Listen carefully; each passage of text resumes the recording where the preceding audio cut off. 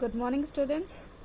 This is the first chapter, and we were doing exercises and question answers. And I have finished with the name the following, that is from here. Name the following yesterday till here.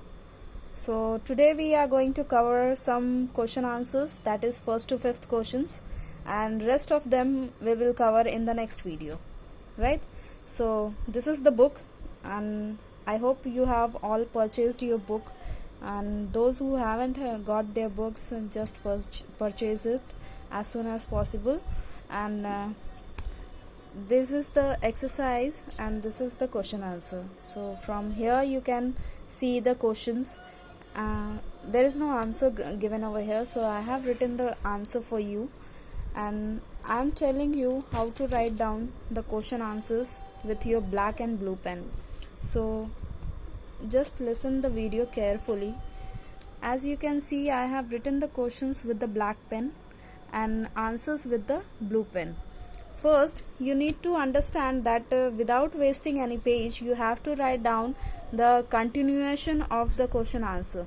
If you have done this name the following in the half of your page, then you have to write down the question answer from there only. Don't waste the paper. Don't jump into the next page, please. Do continue from that very page, because we are not going to waste the pages. It is the continuation of the first chapter, and we can write it down with the half of the page, right? So you need to understand that you have to write down the date first. Whatever the exercise you are doing, at which date you are doing, just write down the date. Particularly you have to mention the date, okay? That I have written the dates on all these things. So you have to write down the date, that is today's 30th April 2020, and answer the following question should be written with the black pen. As you can see, it is written with the black pen, right? So first question is, why do we need food, right?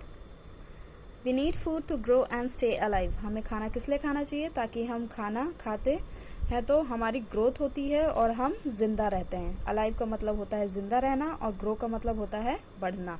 ठीक है. अब आप देख रहे होंगे कि हर एक line के बीचों बीच मैंने एक लाइन छोड़ रखी है.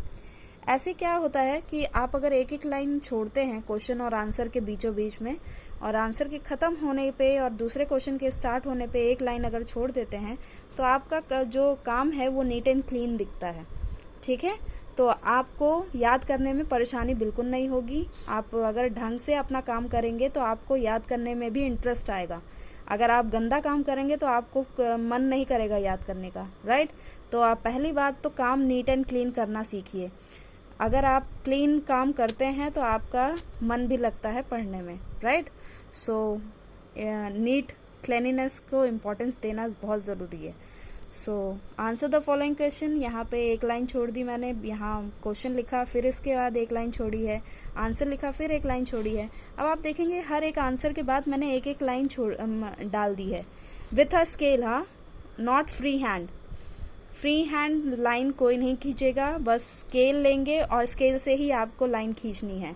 हर एक आंसर के बाद अगर आप लाइन खींचते हैं तो आपको पर्टिकुलरली दूर से ही समझ में आ जाता है कि आपका जो आंसर है वो यहीं तक खत्म हो रहा है. फर्स्ट क्वेश्चन यहाँ खत्म हुआ, सेकंड क्वेश्चन यहाँ खत्म हुआ, थर्ड क्वेश्चन यहाँ पे खत्म हुआ है, राइट? फोर्थ यहाँ पे, फिफ्थ यहाँ पे.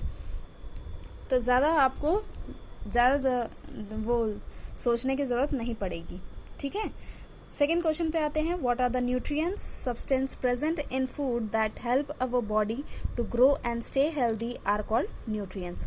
जो चीज़ें होती हैं, छोटी छोटी चीज़ें जिससे न्यूट्रिएंट बोलते हैं, वो खाने के अंदर ही होते हैं, और वो हमारी बॉडी को ग्रोथ करने में और हेल्दी रखने में मदद करते हैं. उन्हीं को बोल देते हैं न्यूट्रिएंट्स. छोटी छोटी चीज़ें जो खाने के अंदर पाई जाती हैं, ठीक है, उनको सब्सटेंसेस बोलते हैं.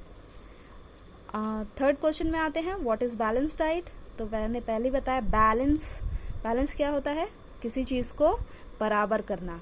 तो हर एक न्यूट्रिएंट को, the diet that has all the nutrients in right amounts is called a balance diet. That means एक डाइट, ऐसा खाना लेना जिसमें सारे पोषण एक सही मात्रा में मिलते हैं तो उसे बोल देते हैं बैलेंस डाइट। अब न्यूट्रिएंट्स की बात की है, all the nutrients that means carbohydrate, fats, proteins, vitamins and minerals. अगर ये सब चीज़ें हमारे सही मात्रा में हमने खाने में ली हैं तो उसको बोल देते हैं बैलेंस डाइट। क्लियर? तो ये आपका 1 2 3 क्वेश्चन हो गया है। आगे कंटिन्यू, यहाँ पे डेट डालने की ज़रूरत नहीं है। अब आपको पता है कि ये जो काम है वो 30 अप्रैल को हुआ है, 30 अप्रैल को यहाँ तक पूरा काम हुआ है, तो इसका मतलब यहाँ पे भी डेट डालने की ज़रूरत नहीं है। बस यहाँ पे आपको पेज नंबर मेंशन कर देना है। जैसे वहाँ पे 9 था तो यहाँ पे क्या हो जाएगा, 10 हो जाएगा। ध्यान रखिएगा, पेज नंबर स्किप मत करिएगा क्योंकि आपको इंडेक्स फिलअप करना है। ठीक है? So why do we include roughage in our diet? 4th question है, हम रफेज को क्यों अपने डाइट के अंदर लेते हैं, मतलब खाते क्यों है रफेज को? तो we include roughage in our diet because it is important for proper functioning of our digestive system. ये क्या करता है, हमारे डाइजेस्टिव सिस्टम की सही तरीके से काम कर सके, इस वजह से हमें रफेज खाने की ज़रूरत होती है। ये अनडाइजेस्टेड फूड को रिमूव करने में हेल्प करता है।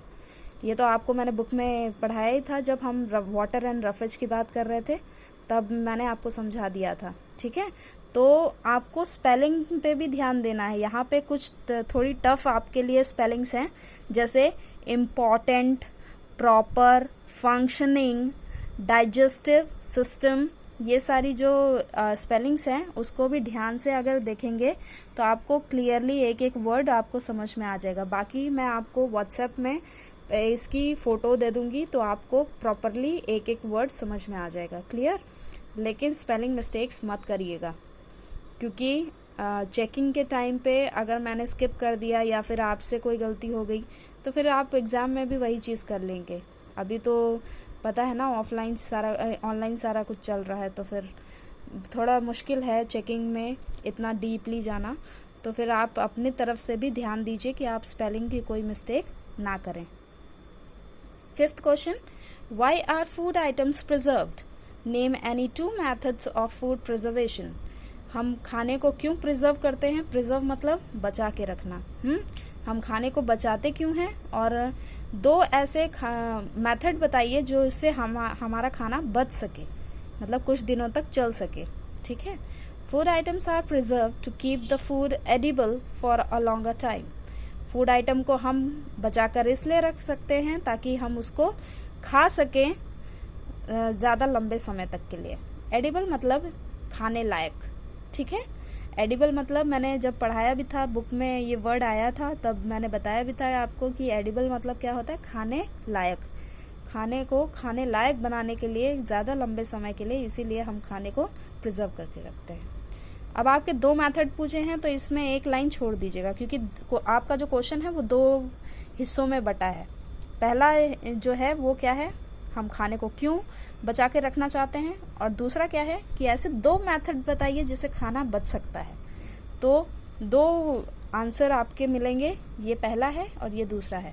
तो इस दोनों के बीच में अगर एक लाइन छोड़ देते हैं तो आपको समझ में आ जाएगा कि हाँ, ये पहले का आंसर है और ये दूसरे का आंसर है। राइट? तो 2 methods of food preservation are pickling and drying. Pickling की स्पेलिंग कुछ बच्चों ने गलत लिखी थी जब हम कीवर्ड समझा रहे थे और समरी पढ़ा रही थी, तब पिकलिंग की स्पेलिंग ये ध्यान रखिए, पिक लिंग है, LING। ओके? तो पिक लिंग, तो ध्यान रखिएगा स्पेलिंग्स का। ड्राइंग, ड्राई की स्पेलिंग लिखनी है और ING। समझ में आ गया? बाकी आपको स्केल से लाइन खींचनी है हर आंसर के बाद। ओके? सो कल अगर हम कंटिन्यू करेंगे तो यहीं से डेट डाल के और फिर कल कंटिन्यू कर देंगे। ठीक है? तो ये आपके क्वेश्चन आंसर्स हैं, और बाकी 6th, 7th and 8th question मैं नेक्स्ट वीडियो में करवाऊंगी। और फ्राइडे को आपका एग्जाम भी है, तो उसके लिए सिर्फ इतना ही आएगा, आपका यहीं तक याद करना है, क्वेश्चन नंबर 5 तक। ठीक है? बाकी आपका 6th, 7th, 8th नहीं आ रहा है एग्जाम में, तो आपको क्वेश्चन नंबर 5 तक ही याद करना है। बाकी जो मैंने करवाया है वो सब भी याद ही करना है, जो मैं आपको होमवर्क में भी दिया है। आपकी समरी नहीं आएगी, इतना ध्यान रखिएगा। कीवर्ड्स 2 हैं तो वो याद करने हैं आपको। बाकी थैंक यू सो मच, और डिटेल में आपको अभी ग्रुप में समझा दूंगी। Thank you.